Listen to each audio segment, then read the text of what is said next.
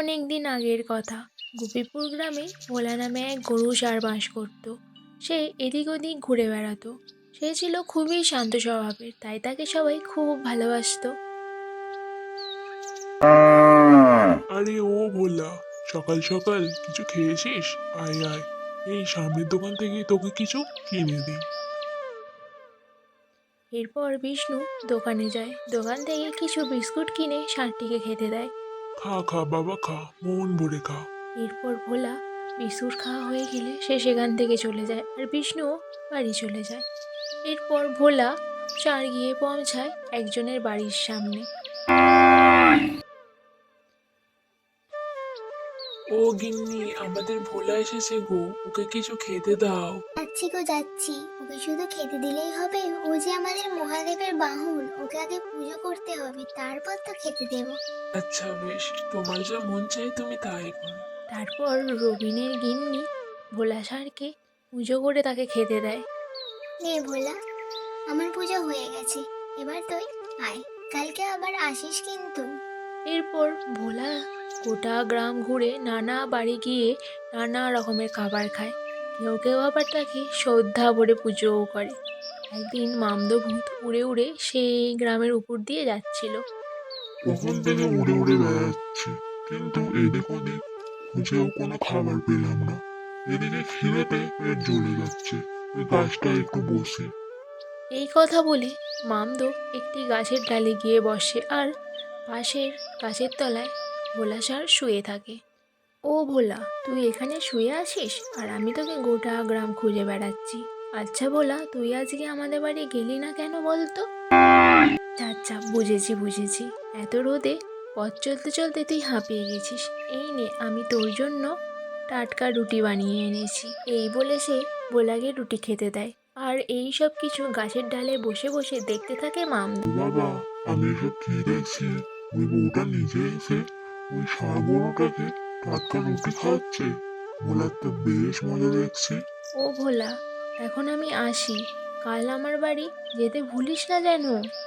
ও বাবা, আমার বাড়িতে গিয়ে খাবার খেয়ে আসার নিমন্ত্রণ জানিয়ে গেল।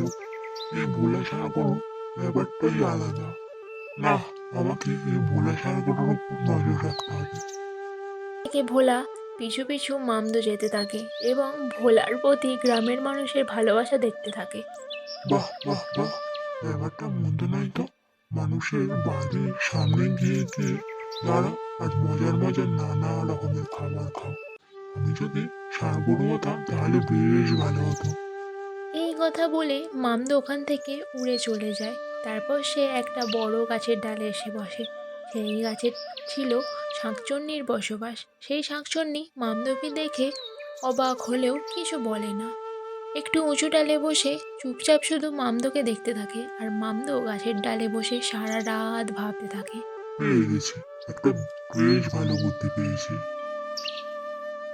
আর সকাল হতে মামদো নিজেই ভোলার মতো অবিকল ষাঁড় গরুর রূপ ধারণ করে। তারপর মনে মনে বলে, বেশ মজা হবে। ওই আসল ভোলা ষাঁড় গরু আসার আগে আমি সবার বাড়ি পৌঁছে যাবো আর পেট ভরে সব খাবার খেয়ে নেবো। হি হি। এই কথা বলে মামদো ওখান থেকে চলে যায়, আর গাছের ডালে বসে শাঁকচন্নি ভাবতে লাগে। কি হলো, এই ভূতটা হঠাৎ ভোলা ষাঁড়গুলো রূপ ধারণ করলো কেন? আমাকে তো ব্যাপারটা দেখতে হচ্ছে। এই কথা বলে শাঁকচন্নিও মামদো ভোলার পিছু নিতে থাকে, আর মামদো ভোলার ব্যাপার স্যাপার দেখতে থাকে।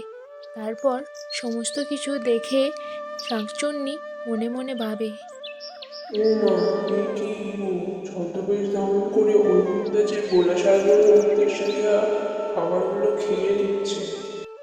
মামদো ভূত সমস্ত খাবার খেয়ে নেওয়ার পর যখন আসল ভোলা সবার বাড়ি বাড়ি খাবার খেতে যায়, তখন কি রে ভোলা, তুই আজ আবার এসেছিস যে? এই তো একটু আগে খেয়ে গেলি। এই কথা শুনে ভোলা ভারী অবাক হয়। সে অবলা জীব, মুখে কিছু বলতে পারে না, তাই সেখান থেকে আর না দাঁড়িয়ে এগিয়ে যায় আর একটা বাড়িতে যায়। এই তো একটু আগে রুটি খেয়ে গেলি রে, তোরা খুব খিদে পেয়েছে বুঝি?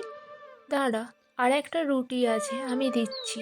এই কথা শুনে ভোলা আবারও অবাক হয়, কিন্তু সে মুখে আর কিছু বলতে পারে না, তারপর একটা রুটি খেয়ে সে সেখান থেকে চলে যায়। এই বদমাসটা ভোলার লোক ধরে সব খাবার খেয়ে নিয়েছে আর বেচারা ভোলা আহারে। তবে দাঁড়া, তোর মজা আমি পার করছি। তারপর ধীরে ধীরে পায়ে ভোলা মাঠের দিকে হেঁটে গিয়ে একটা জমিতে ঘাস খেতে থাকে। আর তারই পাশে একটা গাছে মামদো খাবার খেয়ে আরাম করে ঘুমাচ্ছে। তাই দেখে শাকচুন্নি। ও, এই বদমাস লোকটা অন্যায়ভাবে অন্যের খাবার খেয়ে নিয়ে কেমন আরাম করে ঘুমাচ্ছে। দাঁড়া, তোকে আমি উপযুক্ত শাস্তি দিচ্ছি। একটা বুদ্ধি আমাকে বার করতেই হবে। এর পরের দিন সকালবেলা আবার যখন মামদভূত ভোলা ষাঁড় গরু রূপে রাস্তা দিয়ে যেতে থাকে, তখন হঠাৎ করে পিছন থেকে আর একটা ষাঁড় গরু এসে মামদো ভূত ষাঁড় গরুকে মারে এক ঘোঁতা। ওরে বাবা, কে আমার পিছনে এত জোরে কোথা মারলো? আসল ভোলা ষাঁড় গরুটা আমাকে চিনতে পেরে গেল নাকি? রে বেটা ভূত, কেমন লাগলো? মনে আছে যে তার খাবার খেয়ে নিও। এবার তো মজা আমি বার করছি। এই বলে শাঁকচুন্নি আবার তাকে গুঁতিয়ে দেয়। আরে বাবা, আমি খুব বড় ভুল হয়ে গেছে। তুমি আসলে কে? আমাকে চিনতে পারলে কি করে?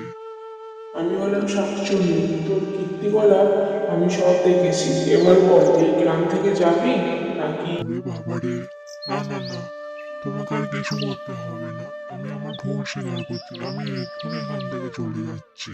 এই কথা বলে মামদভূত ভোলা ষাঁড় গরুর রূপ ছেড়ে দেয় এবং সেখান থেকে উড়ে পালিয়ে যায়। তারপর শাঁকচুন্নি নিজের রূপ বদলে আবারও সেই বটগাছের দিকে চলে যায় এবং আসল ভোলা ষাঁড় গরু প্রতিদিনের মতো মনের আনন্দে গোটা গ্রাম ঘুরে গ্রামবাসীদের আদর এবং তাদের দেয়া খাবার খেয়ে দিন কাটাতে থাকে।